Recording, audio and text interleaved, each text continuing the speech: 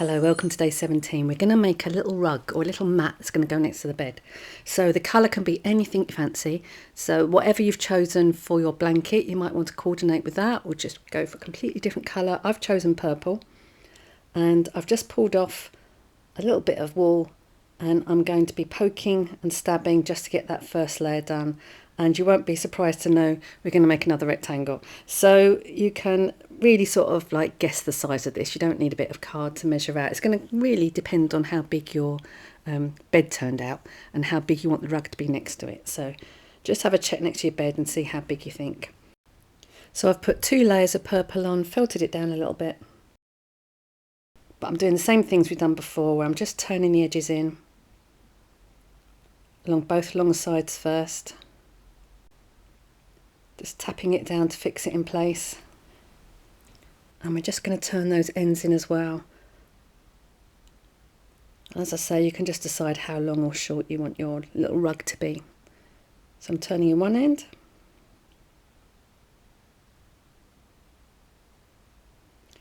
And then the other. Spend a bit of time firming it up, and then I'm going to grab a bit more wool and start patching in places where it feels a bit skinny. Now we don't want this too thick, because obviously it's rug, so it's going to sit on the floor. We don't want it too chunky. So just where there's places where I've created this rectangle and I can feel with my fingers it's a little bit thin. So just a little bit of wool here and there just to strengthen it. Now I'm going to choose another colour that's going to complement this one. So I've gone for blue because you see that purple's got a bit of blue running through it.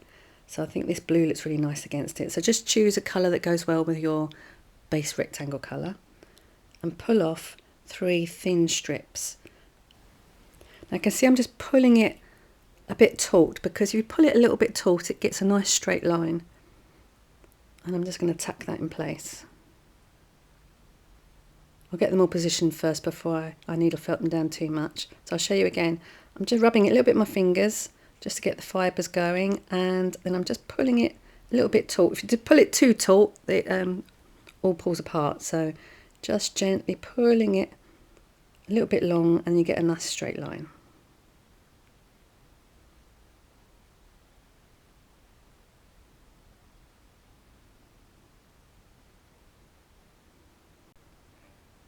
So I'm just lightly tapping that into place, and then we're going to deal with these ends.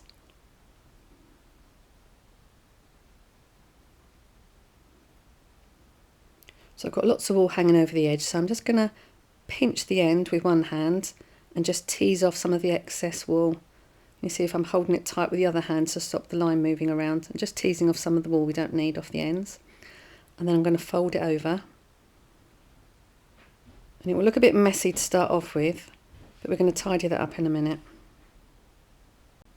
So fold them over to the back and just a bit of tapping just to keep them there. Then go back to the right side and start needle felting all this down a bit firmly. You can sort of move some of those lines around still with your fingers to get them a bit straighter if you want, before we really felt it down. So now it's just a bit of time going over all of it, really firming it up. So it's quite a thin piece of wool this, so it takes a little while because there's not much fibre there to grab every time your needle goes in and out, so it takes a bit longer than you think. And I'm going to go along the edges as well, so I'm coming in sideways to neaten up that line along the edge. So mind your fingers when you're doing this though.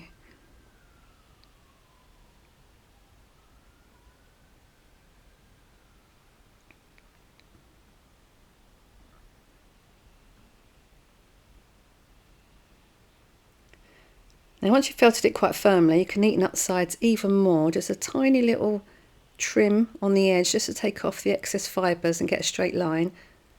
Makes it look really good, and because it's quite a thin piece, if you felted it firm enough, there shouldn't be too many frayed bits at the end.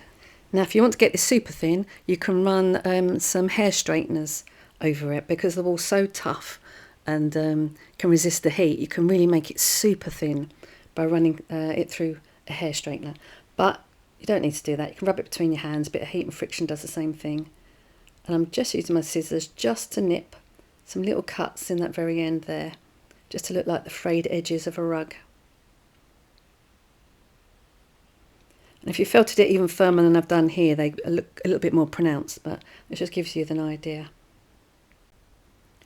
So there you go, we have a little rug to go next to our bed. So well done, that's another piece finished, and I shall see you tomorrow for our next model.